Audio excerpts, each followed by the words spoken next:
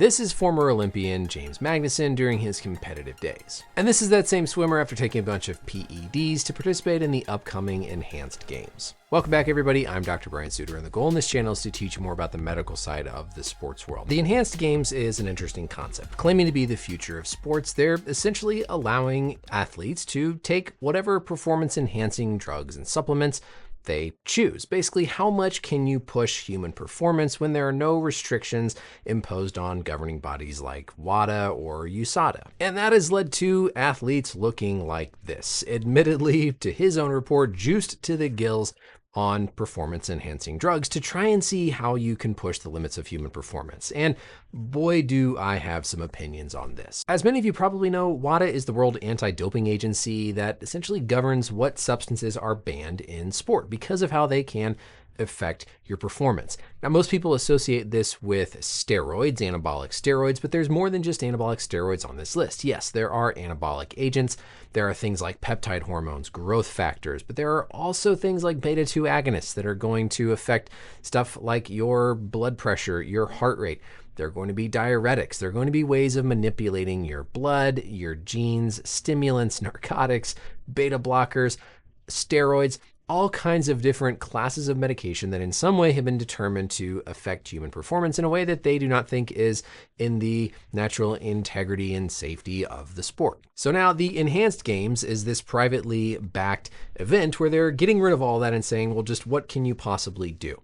Now, on the surface, I'll admit I like the idea of trying to push the limits of human performance, but I don't agree fundamentally with seemingly encouraging or promoting the use of performance-enhancing drugs, specifically anabolic steroids, just because of the potential harm that they can cause, especially when they are not closely regulated. But I do think there is value in having better understanding and control of things that can help improve injury recovery and healing that do need to have some place for allowance in sport. And the whole conversation is funny, right? Because when you define performance-enhancing drug, PED, that's a very broad term. And of course, we all are very aware of things like protein supplementation, creatine, approved vitamin supplements that can help affect your performance that have not been deemed illegal or banned, but are still in a way enhancing your performance by helping to promote muscle growth or performance in the gym. And so there is certainly a gray area between what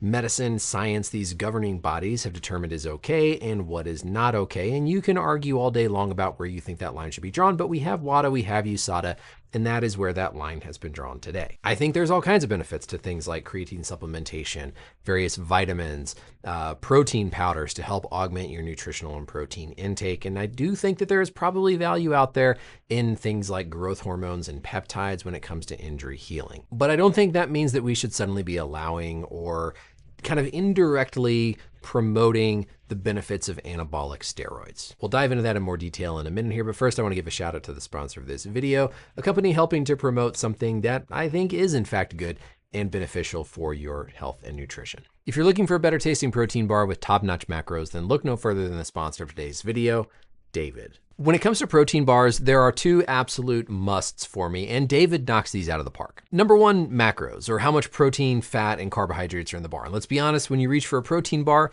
you want protein. And David protein bars feature the highest protein to calorie ratio on the market. Second, the taste. Eating healthy and getting better macros can be challenging as it is, and so you want to make sure you're also enjoying what you're eating. And these David protein bars are phenomenal. This is their red velvet flavored bar. It's got a nice soft texture with a little bit of crunch to it, which I really like. So if you're ready to increase your protein without adding unnecessary calories, then click the link down in the description below to get a free carton with a purchase of 4 or more. Also, a really nice bonus with these things is that they're not messy. I love the convenience of grabbing a protein bar, eating it in the car on the go when I'm between things at work. But some of those other protein bars crumble, they break down, you get nasty chocolate all over your nice seats.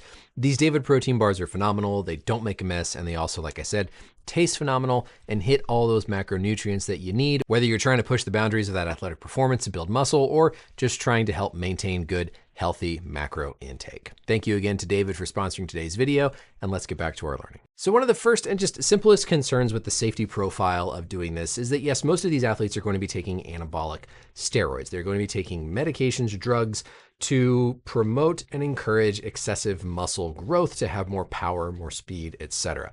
In fact, this quote from Magnuson himself said that within 10 days, he put on 10 pounds of muscle. And there's varying levels of potential harm and side effects from anabolic steroid use, from injury and damage to the muscles and tendons themselves, up to how it can affect things like your cardiovascular system and your heart. I'm sure we're all very aware of the stories of professional bodybuilders who have died. And so I think there is definitely risks to be aware of with anabolic steroid use. This rapid building of muscle, whenever you're trying to cause muscle hypertrophy, muscle growth, more is changing in your body than just the muscle. The tendon is trying to modify and adapt to that increase in contractile load. Your bones are changing and adapting. And if you skew the pace of that muscle growth, that tendon and bone adaptation, you're going to be setting yourself up for more potential risk and injury harm down the road. And so I don't think it's healthy to suddenly just put on 10 pounds of muscle in 10 days, because that muscle is adapting before the tendon, the bone, and the rest of your system can appropriately adapt as well. But in comparison to something like a heart attack or the cardiovascular risk, let's be honest, a ruptured muscle or tendon is not that big of a deal. There is absolutely concern about long-term anabolic steroid use and the negative effects on your cardiovascular system and your heart. And those things can be fatal. Now, I will admit, in a controlled, monitored, doctor-supervised setting, there is probably some degree of safety and level there where close monitoring can be used and you can have fair discussion of the risks and benefits, which it sounds like they are trying to do and hopefully doing in this enhanced games sport. The challenge is that people on the outside don't always have access to those resources. And if they see, hey, look at this swimmer who's setting world records on performance-enhancing drugs, I'm going to go take some performance-enhancing drugs, you introduce a new risk profile that, if it's not closely monitored, supervised, etc., opens up the whole door for a lot more risk. And that's why I don't like seeing these things promoted, because you get to see all of the benefit. You see the increased power, you see the increased strength, but you're not being clearly exposed to the potential risks of taking all these various drugs. Now, things that I do think need to change from this whole banned list, if you think, for example, cannabinoids, right? THC, CBD, etc.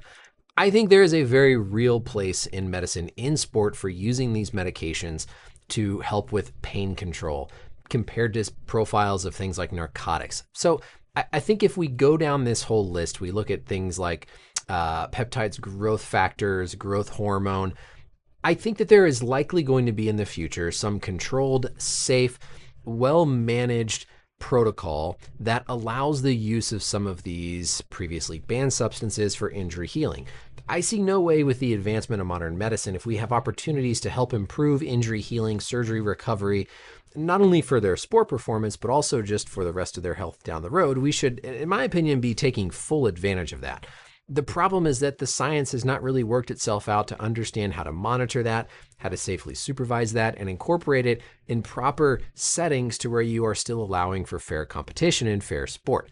Do you implement that when somebody sprains their ankle, something so minor, or is that going to be reserved for a major surgery?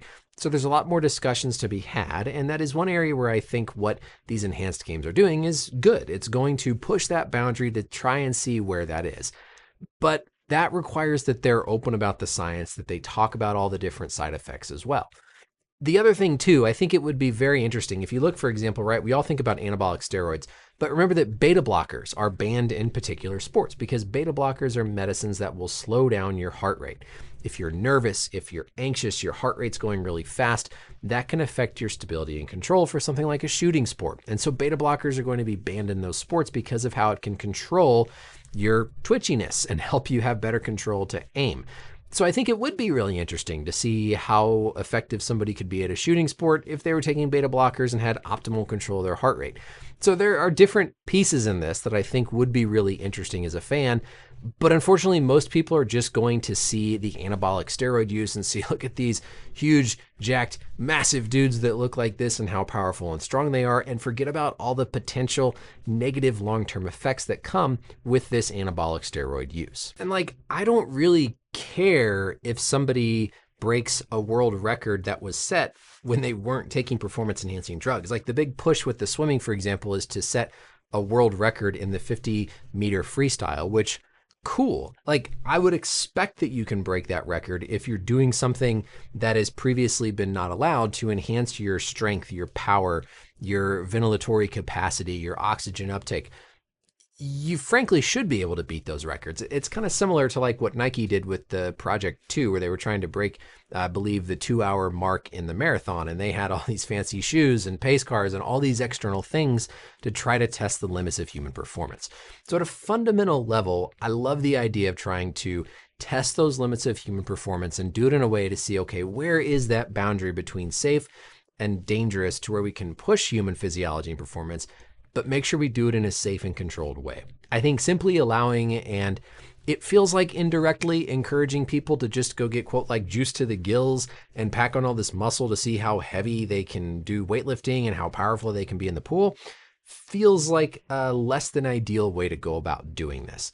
Maybe it's the place that we all have to start, but I don't think that, again, we should just be sort of advertising the benefits of all this without focusing on the potential downsides. At the end of the day, though, like my wife's counterpoint to this was like, people are adults, people can make these decisions. And in these cases, these athletes are being supervised by a lot of really smart people helping them make those decisions. And so as long as that information is being translated down to people watching it in a safe and controlled way where they can be aware of the risks, aware of the benefits, and make an informed decision, then I think that's a conversation that is worth starting and is worth having. You think about something like power slap, right? Or combat sports, where there is a lot of inherent risk that I would not want to subject myself to. But if you sign up knowing those risks, then I think it's okay for you to participate. I still wish things like slap fighting were not permitted and were banned, but that's not in the point of this video. It'll be fascinating to see where this goes. I will be honest, I'd be shocked if ever in our lifetime, or even decades down the road, the Olympics ever are allowing any sort of performance-enhancing drugs, just because of the sake of fair play and the history